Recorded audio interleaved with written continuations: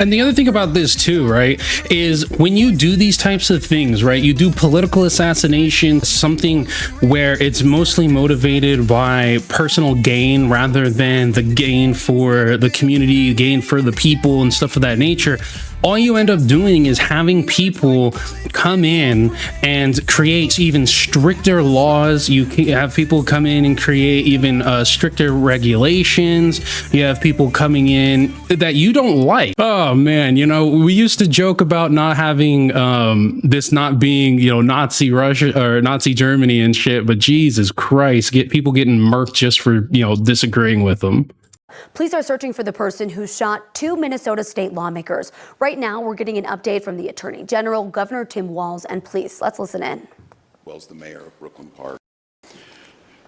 We're here today because an unspeakable tragedy has unfolded in Minnesota.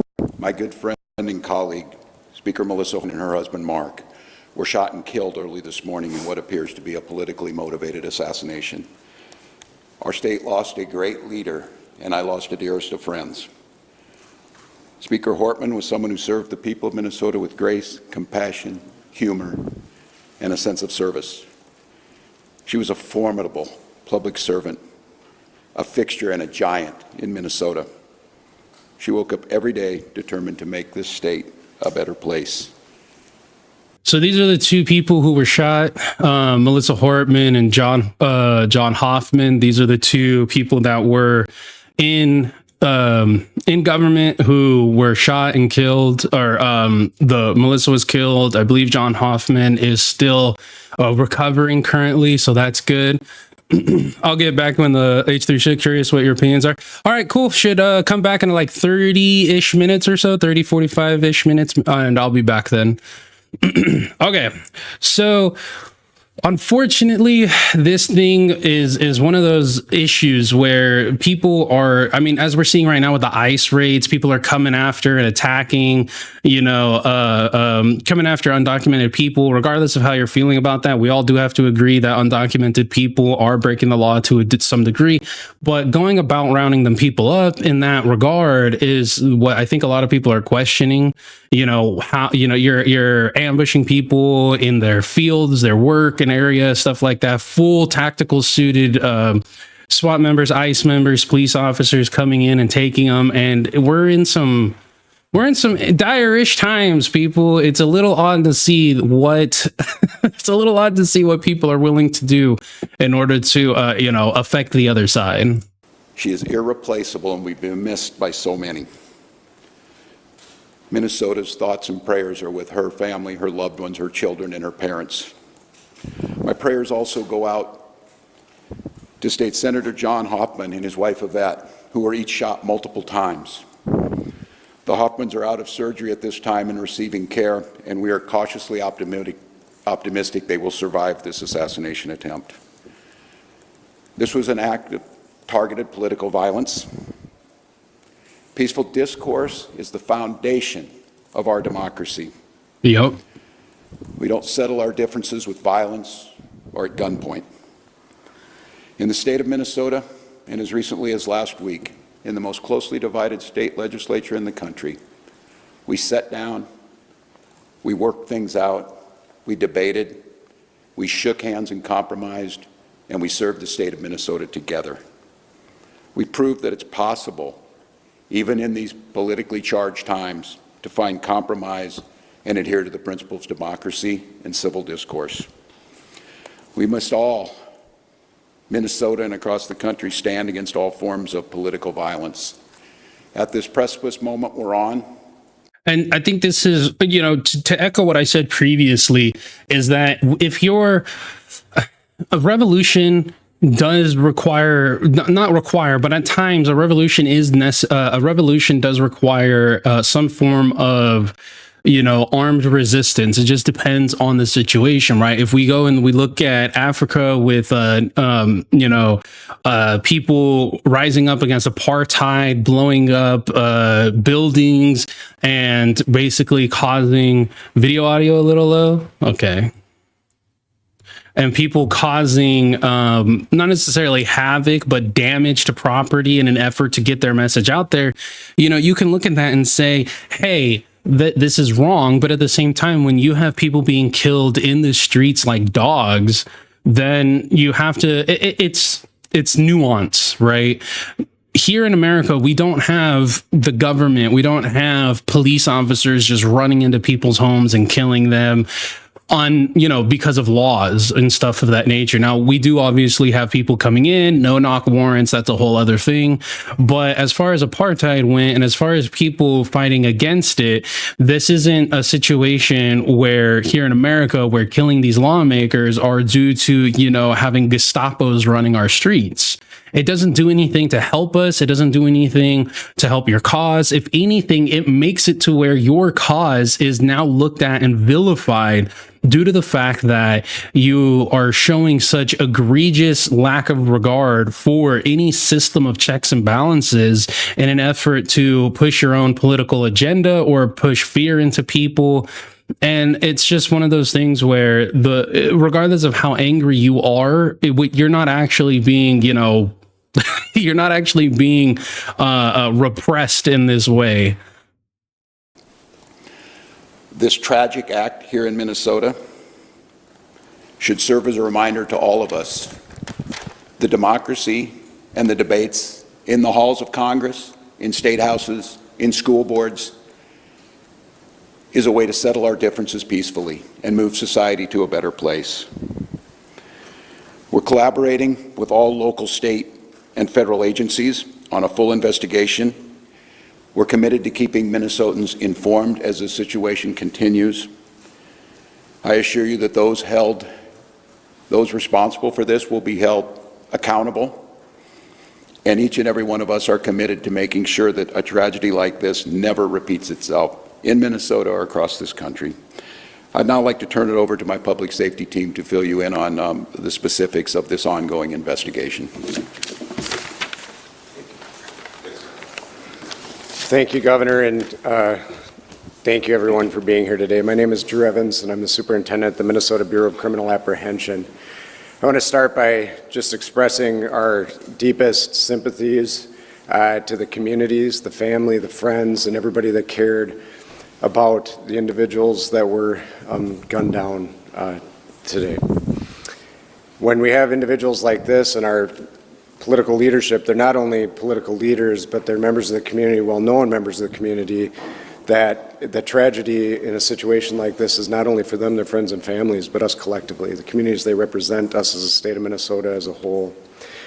And the other thing about this too, right, is when you do these types of things, right, you do political assassinations or political unrest, something where it's mostly motivated by personal gain rather than the gain for the community, gain for the people and stuff of that nature.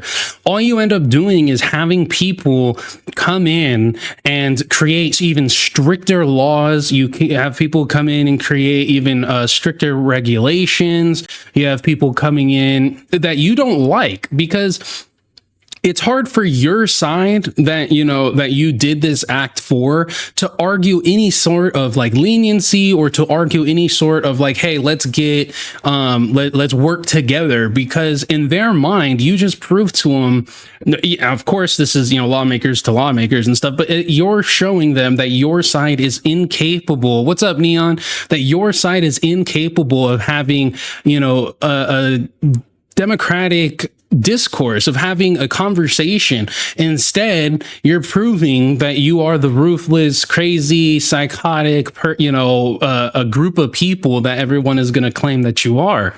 It's the same thing of like, if you try to solve every issue with violence, most people aren't going to, most people aren't going to want to turn around and have a conversation with you, because they know that you don't understand nuance and that you're not able to make it to these conversations and finding some sort of common ground. So if whether you're on the left, whether you're on the right, whether you're down the middle, it doesn't matter. If you're pushing an agenda through acts of violence when you haven't even turned around and considered conversation first, you're never going to have a seat at the table. About 2 a.m. this morning, there was an original call in the city of Champlin where there was an individual that had shot Senator Hoffman and his wife. Police responded to that location. They were dealing with that and working through that process overnight. And then later on, at approximately 3:35, that another call came in when it was officers proactively checking because they knew of the incident that occurred, and they were going to check on Speaker Hortman at that time, at which time Brooklyn Park police officers encountered the individual who immediately fired at them, and they exchanged gunfire, and then the individual was able to escape during that exchange of gunfire. At the residence in Champlin, there was life-saving measures that were provided there. Both individuals were transported, as was previously noted, and they both received surgeries for their injuries at the hospital, and their conditions are at this time, both those individuals, Senator Hoffman and his wife, are both alive at this time, but they suffered gunshot wounds and are obviously in a difficult situation. But we're cautiously optimistic that they will continue to improve. Hey, what's up, Mono? Yo, I'm at work, so I'll just be listening. Hope everyone's doing good. Hey, man, plan to be streaming for a good couple of hours now that everything's all set up and working well. But back to this, when Trump was shot at, I guess technically you can say he got shot because he got his ear clipped. We even came out with a video, and me being former Marine, Ken being a former combat Army man, we both completely 100% disagreed with the attempted assassination of Trump. Do not care that we don't like Trump. We don't like a lot of his policies. There's certain areas in which I can agree with him on and certain things that we need to be strict on. But there is no place in democracy. Okay, there is no place for assassinations in democracy. We took a staunch stance against that kid. We went over it. We talked about the futility of these types of actions and how they do nothing more than to actually hurt the government. Or not the government, but the people of the United States. Imagine having to, if you want to go to a rally to support somebody, and now you have a fear of being shot. Now you have a fear of dying. You have a fear of not coming home to your family simply because you want to go out and support somebody that isn't, that isn't a freaking popular, right? Neon, I will state that a former Spec Ops sniper said he would have used a pistol for that shot. It's nuts. Yeah, see, everybody wants to turn around and they can say whatever they want, and I totally understand. You have your grievances. Maybe the laws that were put into effect completely screwed you and your family over. Maybe that stopped you from being able to do certain things or put you in some financial hardship. But you attacking somebody, you trying to kill somebody, putting a lawmaker down, it's not in any way, shape, or form going to change your situation. If anything, it's just going to make it worse because now your family has to deal with the trickle-down effect of your actions. So you go out and shoot this senator, lawmakers, whoever, your district attorney, that's somebody that screwed you over or made your life harder. Well, you turn around and now whether you're the head of the household or not, you are now making a trickle-down effect for the community that you live in, the people around you, the friends that you have, the coworkers you have. You put all of them under a microscope and their lives get turned upside down because they have to see if you have accomplices, if anybody knew about it and didn't report it, if anybody helped you with it. Like, you're completely screwing over the people in your life. So this was a small recap here. We're going to go over to now the person actually ended up being captured, Vance Boelter, whatever his name is. He is been captured. It seems like he's going to be facing the death penalty by the DOJ as they add charges and continue to add charges. I'm sure we got attempted murder, we have fleeing, we have committing a crime with a deadly weapon. All of these things are felonies, so the chances of him getting out anytime soon, not the best if he ever gets out. And to that point, let's go back to Minnesota. He might end up getting out through the back door in a trolley, We're now getting a picture of how the feds are pursuing charges in that weekend attack. And just remember, the FBI has a 98th percentile conviction rate for a reason. On state lawmakers. They are truly chilling. It is no exaggeration to say that his crimes are the stuff of nightmares. Boelter stalked his victims like prey. He went to their homes, held himself out as a police officer, and shot them in cold blood. Now, there's been a lot of information and misinformation out there about Boelter's crimes. We have filed a detailed 20-page complaint and affidavit that sets forth what happened in this case. I'd like to Better call Saul. Yeah, exactly. You don't need a criminal lawyer. You need a criminal lawyer. share some of that information with you now. In the early morning hours of June 14th, Boelter went to the homes of 4 Minnesota state politicians with the intent to kill them. And so that right there, you can't argue, oh, it was a spur of the moment decision. No, this was premeditated murder. This is murder in the first degree, which most states have, which most states require an effort to give out the death penalty. And first, it needs to be murder in the first, which is pre-planning. And on top of that too, pre-planning could be seconds within, you actually committing the act. Boelter first traveled to the home of Minnesota State Senator John Hoffman in Champlin, Minnesota. Boelter arrived at the senator's home. And the other thing about that too, those 4 other senators, it is entirely possible that they could try and charge him, or those 4 other government officials, it's entirely possible that they could charge him with attempted aggravated assault, or I don't believe attempted murder would happen, but attempted B&E or battery or something of that nature. Obviously, they're going to stick with the hardcore evidence that they have, but we'll see what ends up happening. Disguised as a police officer. And then impersonating a government official like a police officer, that is a felony as well. He arrived in a black SUV with emergency lights turned on and with a license plate that read police. Boelter wore a black tactical vest and body armor. He carried a flashlight and a Beretta 9mm handgun. He also wore a hyper-realistic silicone mask.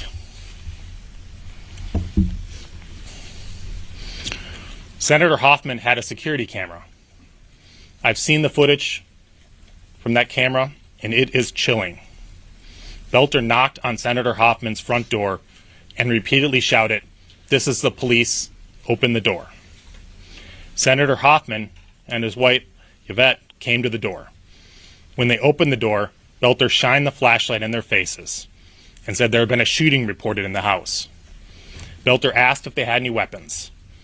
When Boelter lowered his flashlight, which he had shined in their face, they realized that he was not a police officer. They shouted out, "You're not a cop. You're not a police officer." Boelter then announced, "This is a robbery," and forced himself into their home. When Senator Hoffman attempted to push Boelter out and stop him from entering his home, Boelter shot him repeatedly. Boelter then shot Miss Hoffman repeatedly. Boelter fled the scene. And if this was ever a good time, ever a good advertisement to get yourself some home security cameras, I tell you, get them. Got them all around the home, 24/7 recording, and up to 30 days of video being stored in the cloud. So definitely going to want to get yourself some of that, especially with the craziness. If you live in LA or something like that, you can't be trusting. The crazy walks among us, y'all. And the Hoffman's daughter called 911. Unfortunately, the Hoffmans survived, although they remain hospitalized. After shooting Senator Hoffman and his wife, Boelter traveled to the home of another Minnesota state representative in Maple Grove, Minnesota. Video surveillance showed that Boelter rang the doorbell at the state representative's house at approximately 2:24 a.m. on Friday night.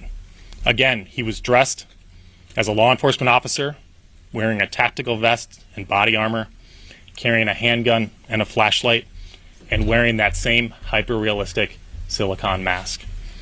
Again, the images, as you can see on the screen, are haunting. Now, fortunately, the state representative was not home. She and her family were gone on vacation, and so Boelter left. Boelter then traveled to the home of a Minnesota state senator who lived in New Hope, Minnesota. He parked in the street in that same black SUV with the police license plate. At about 2:36 a.m. on Friday night, after learning of the shooting of Senator Hoffman, New Hope Police dispatched an officer to conduct a wellness check on the state senator who lived in New Hope. When the New Hope officer arrived at the scene, she saw Boelter's black SUV parked down the block with the lights on. The New Hope police officer believed that Boelter was a police officer who had been dispatched to the scene to check on the status of the state senator. The New Hope police officer pulled up next to Boelter in his car, rolled down her window, and attempted to speak with him. Boelter did not respond. According to the officer, he just sat there and stared straight ahead. And that is kind of the danger of like these, you know, costume companies that make these things, you know, that make police uniform, issued uniform. Obviously, it's illegal to have flashing red and blue lights on your vehicle. It is actually illegal. And I believe almost every single state. When we, at one of my old jobs, we did install like radios and hidden microphones for undercover police officers. We worked on police vehicles, school police vehicles, stuff of that nature. And so we always had to keep the red and blue flashing lights, right? The oscillating lights on hand, but we were unable to install it in any other, you know, vehicle because in the state that I'm in, it's illegal and it should be illegal. I don't think you should be allowed to be selling or be able to obtain any sort of like police identification type of deal unless you are obviously the police, but they have their own, you know, people who make it, or B, filmmakers, because we have seen there's a uptick in people pretending to be cops. There's so many videos of people who get, you know, caught and arrested for impersonating a police officer. And this person here was able to turn around and get someone to answer the door as disguised as a police officer. And this is the danger of that type of stuff. But I'm not going to watch the entire video. I just wanted to do a short recap. If things continue once they actually start, you know, the trial and all that, we might look into it a little bit more. It is a ongoing investigation. They haven't even hit trial. They just, you know, put out the affidavit. So it is definitely getting scary out there. You know, people are talking about the ICE raids in LA and everything, and yet here we have lawmakers and governors being attacked over in Minnesota, which is generally a red bluish state. So it all just depends. But the red and blues look nice on my side by side. Yeah, I can imagine. All right, so this guy, Vance Boelter, whatever his name is, deserves whatever is coming to him. I imagine the DOJ, I imagine all the prosecutors, they're going to definitely be going for the death penalty. And in a state like Minnesota, I do not see him making it out. It seems as though they have all the information they need, all the evidence they need. So, you know what? Prayers go out to the family of the lawmaker that was shot and killed. Good thing, you know, happy for the couple that is, you know, they made it, they survived. Good for them. So the only thing I think that anybody can learn from this is that mental health is such a huge issue, and I think it accounts for a majority of the crazy shit that goes on with a lot of these shootings, especially in school shootings. And I think people need to take away their focus from gun regulation to better improving mental health. But that's just me. That's just who I am. Now, let's get to the meat and potatoes, okay? Let's get to the meat and potatoes. Ethan Klein. Chaos brews inside the room. Voices of contention blooms. The king's eyes filled with boiling rage. Zeph steps up to the high stage. Explode the silence, break the chains. Never been a better name in the game. In this blood cast fiery flame. Words like bullets in your brain. Don't forget to have a smirk. Plex is